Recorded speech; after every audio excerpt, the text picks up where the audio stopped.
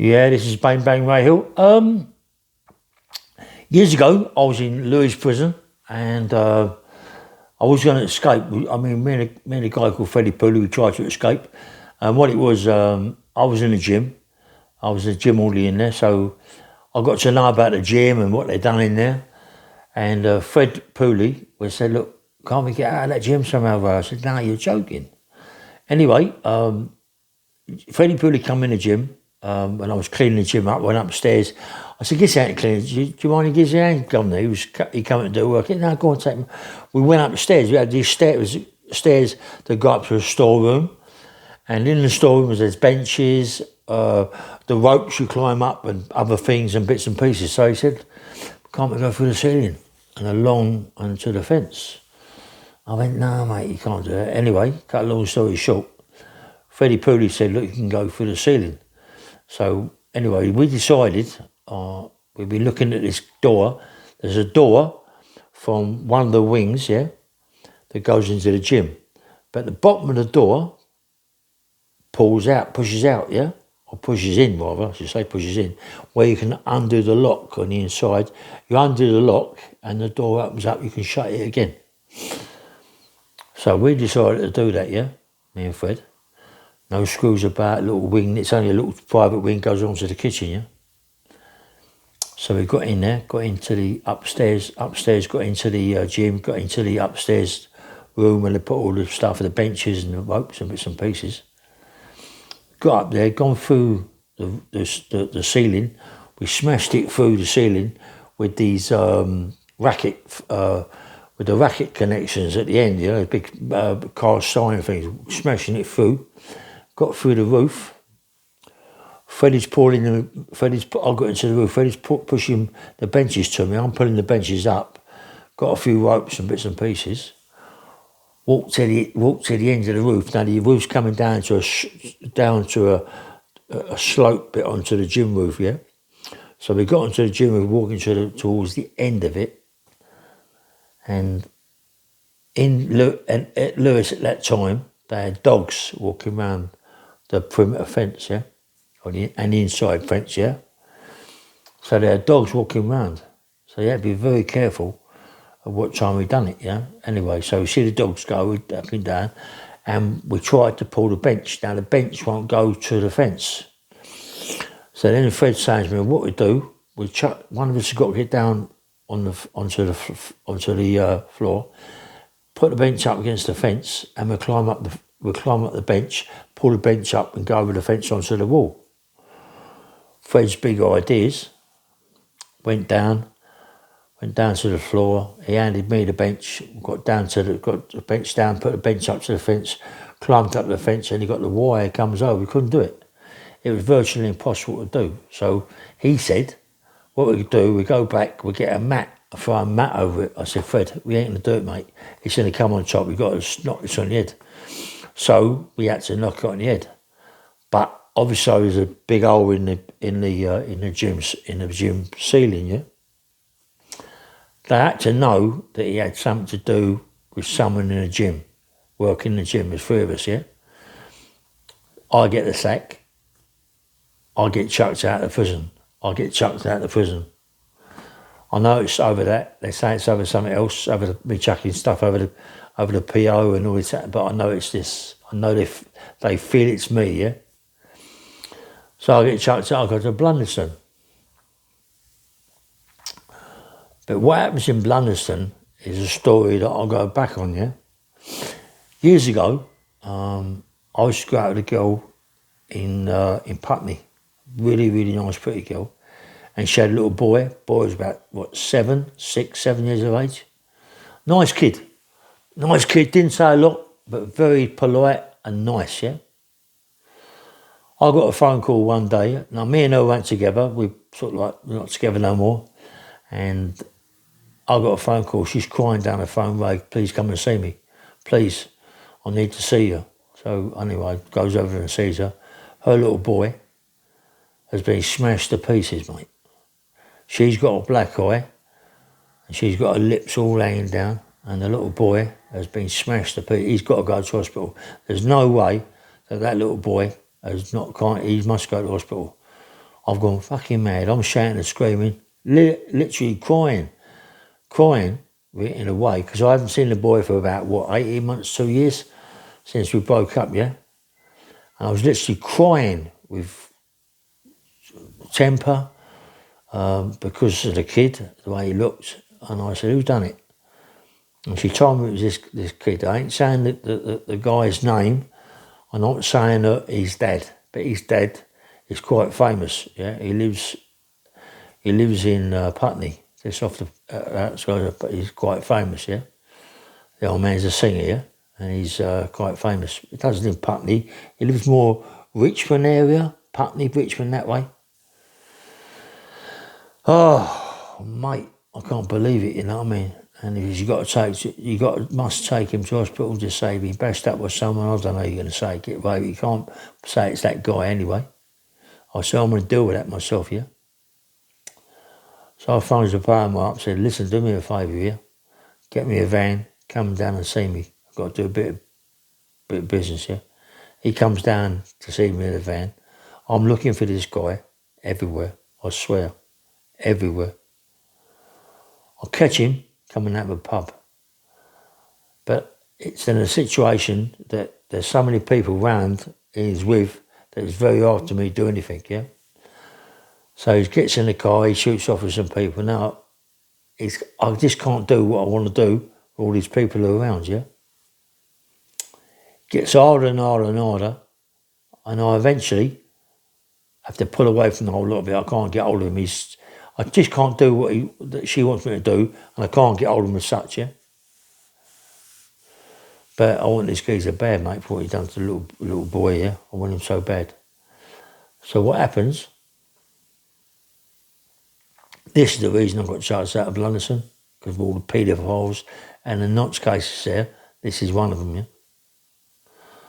I get chucked out of Lewis. It's just, there's got to be someone up there, yeah? It's a karma, there's got to be someone up there. It's happened to me so many times, it's got to be a karma. So I get chucked out of Lewis. I go to Blunesdon, but with a lot of pain in the arse, me trying to escape from the coach. Anyway, I eventually get to Blunesdon. They put me in a big dormitory, yeah? Massive dormitory, 6, 7 people in the dorm, can't sleep, people farting, burping all night long. I hate it. They put me in a shop, and I find out there's a few paedophiles in there, and it's that now. I want to get out of this prison, mate. I've got to get out of this nick. So I talked to this PO, he said, look, what I'm going to do is put you on the main wing. The main wing is exactly the same as Albany, the exact same. A wing, B wing, C, exact same. Electrical doors, everything. I don't want to be in the nick because of all the nonsense paedophiles there. I don't know who's who, don't know who I'm talking to. I don't know no one. I don't want to know no one. I goes over to the main wing. They put me on B wing, on this B wing. I'm on B wing. You'd never believe, mate. You'd never believe in a million years that this guy that had done this little kid is on that wing. He's on that wing because he done that little kid. She knew that I wasn't able to do anything. She went to the police and said what happened. Evidently, not only has he bashed his little kid up and bashed her up, but he was sexually abusing the little child in certain ways. That made it even worse because I've also had that happen to me. This geezer was on the wing. He had to go, mate. He had to go. I swear to God, mate, the only way that I knew how to do this geezer in such a way that for the rest of his life he'd know was to do him with sugar and hot water. I got a pound of sugar, I got a jug of water, boiling out of the thing. I went into his cell.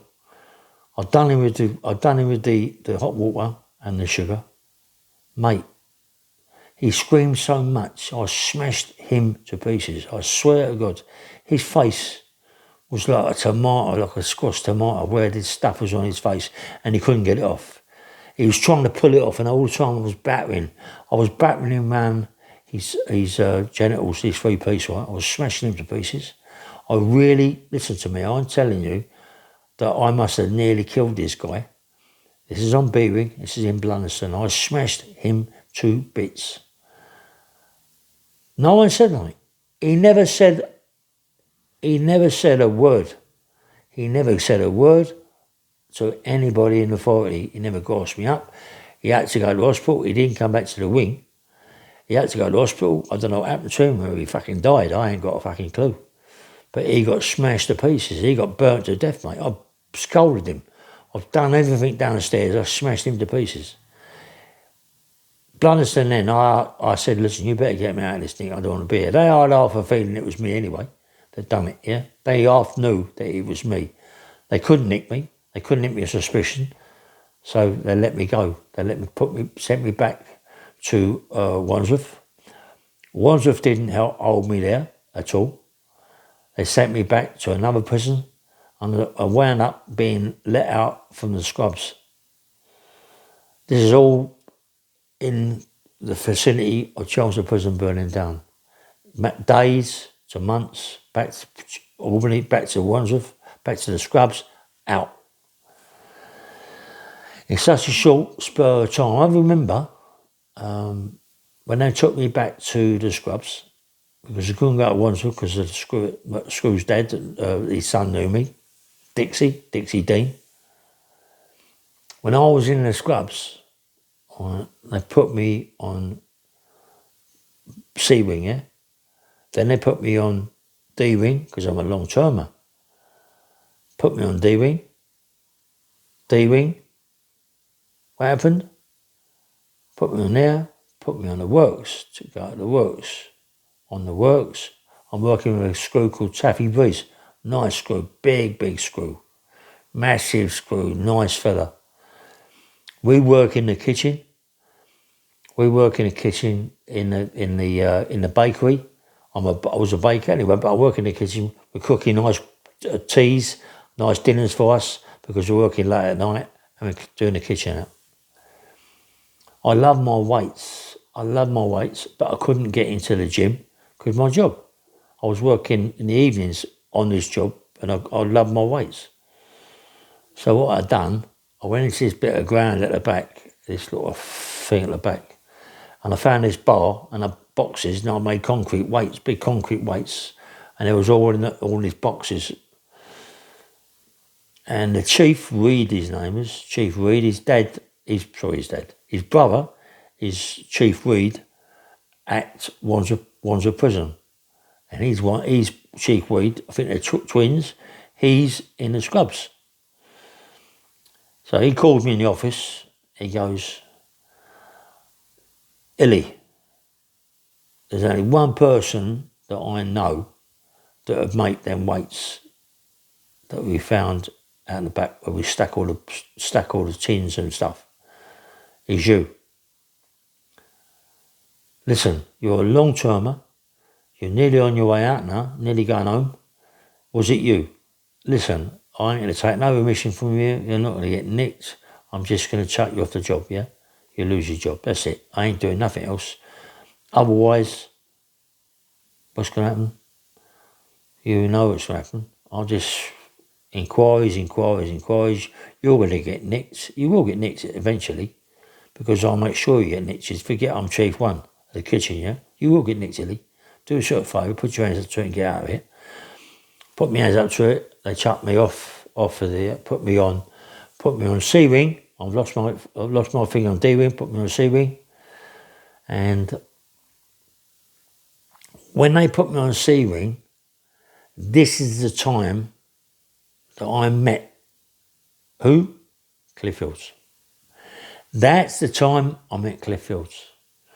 I can remember it now as if it was yesterday. That's the time I met Cliff Fields, when I went in the kitchen to get my food and he's behind me, Cliff. Anyway, you know that story about me and Cliff, but that's the time I met Cliff Fields. And it's funny, you go look to all the stories and it comes back because I remember that, yeah. And when I got home after all my sentence, I start going down the clubs. That girl with her little boy that got molested and sexually abused. My mum's number is still the same. Never ever changed. 131549, yeah? And that's never really changed, my mum.